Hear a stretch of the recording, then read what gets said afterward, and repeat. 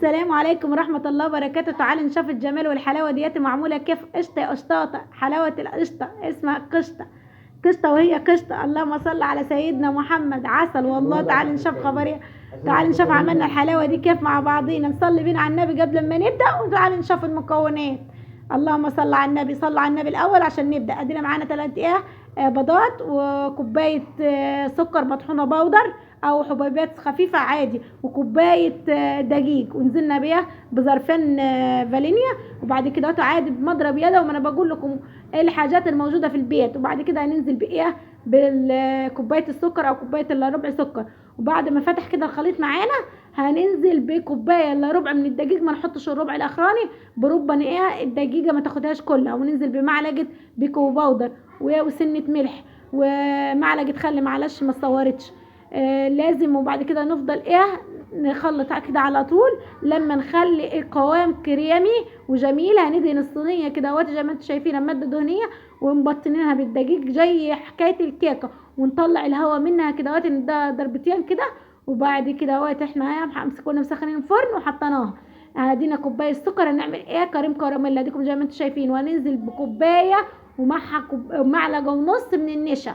وهننزل كده بالراحه، ما تخافوش الكعكه دي بتفك بسرعه زي ما انتم شايفين. اللهم صل على النبي. ده الكريم كراميل اللي شغال وزي العسل كريمي كده، وعسل ولذيذ بيضحك ضحك. اللهم صل على النبي. تعالى مش بقول لكم الاقتصاد هنا مش في اي حته تاني.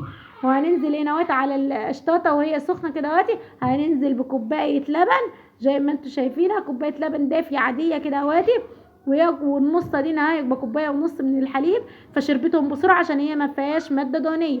الكريم شانتيه باكو على كوبايه الا ربع كد الفنجان كده صغير او فنجان صغير بيكون مثلج.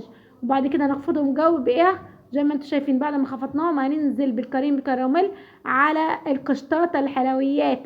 وبعد كده نزلنا كده ونفرط كده كويس. معلش التصوير اتلخبط الحته دي، اعذرونا، عشان البنت هي اللي كانت بتصور الصغيره مش الكبيره زي ما انتم شايفين. اللهم صل على النبي.